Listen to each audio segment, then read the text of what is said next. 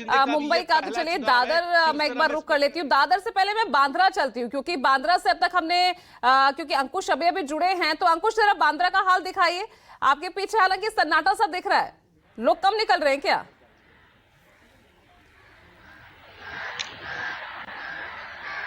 पूजा सही कहा आपने, क्योंकि बांद्रा एक पॉश इलाके में आता है। ये उद्धव ठाकरे का गढ़ है। हम जिस मतदान केंद्र पर खड़े हुए हैं, यहाँ पे उद्धव ठाकरे का परिवार रहता है, उनके एमएलए भी उनका ही है। और कुछ ही देर पहले यहाँ पे रामदास आठवले, जो कि केंद्रीय मंत्री है और महायुति के साथ है, उन्होंने अपना जो है वोट डाल के अपने परिवार के साथ पहुंचे हुए थे, जाके अभी थोड़ी देर पहले ही निकले। यहाँ पे आपको तस्वीर दिखाना चाहेगी। ये मतदान केंद्र है।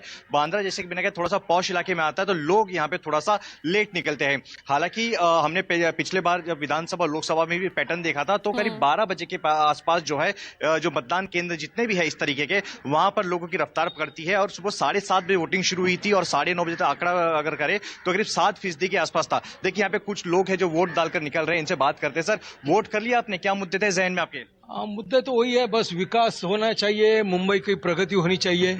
क्या रोड सब अभी एकदम छोटे छोटे हो गए और रिडेवलपमेंट बहुत सारे चालू है, बहुत सारे बिल्डिंगें हो गई है।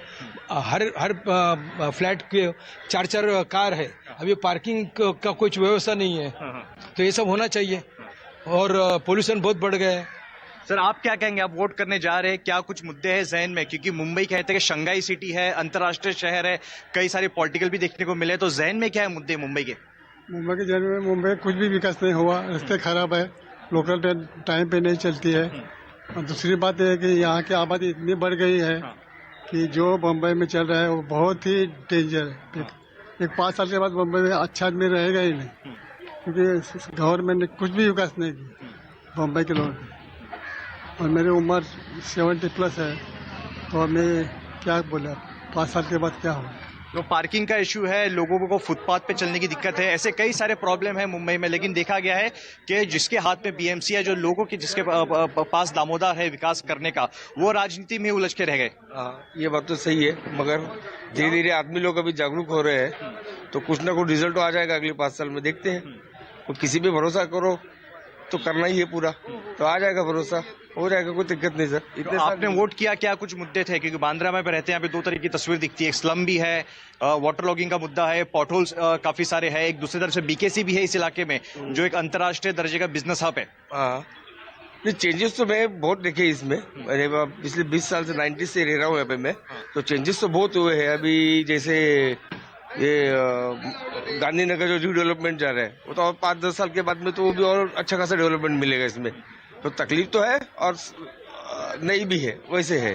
तो ये सीनियर सिटीजन है, यहाँ पे पॉश कुछ युवा इलाका मतदाता भी है, है, आप इसलिए लोग लोग वोट भी करने कम निकल पहुंचे। रहे सर, हैं। क्या उम्मीद जहन करते हैं में? 12 बजे के बाद जो ट्रेंड अब तक लोकसभा और विधानसभा में दिखता है, वही ट्रेंड यहाँ पे भी दिखे और लोग अधिक से अधिक घरों से बाहर निकले। इस बीच आपको ये 10 तस्वीरें दिखा रहे हैं। आप देख सकते हैं किस तरह से बड़े लेवल पर आप देख सकते हैं कि जिस तरह से नेता, अभिनेता, क्रिकेटर्स जो अपने घरों से निकलकर वोट कास्ट कर रहे हैं। आप देख सकते हैं आरएसएस प्रमुख मोहन भागवत, नितिन गडकरी, पीयूष गोयल, संजय राउत, राम नायक, हेमा मालिनी, अक्षय कुमार, ट्विंकल खन्ना, सुनील शेट्टी, दिव्या दत्ता, तमाम जो दिग्गज चेहरे हैं किस तरह से वोट करने अपने घरों से सुबह सुबह निकले, वोट कास्ट किया और जनता से भी वोट करने की अपील यहां पर ये तमाम सितारे करते नजर आए। नेता अभिनेताओं की ये तस्वीरें, और लगातार देखिए यहां पर लोगों का घरों से निकलना जारी है।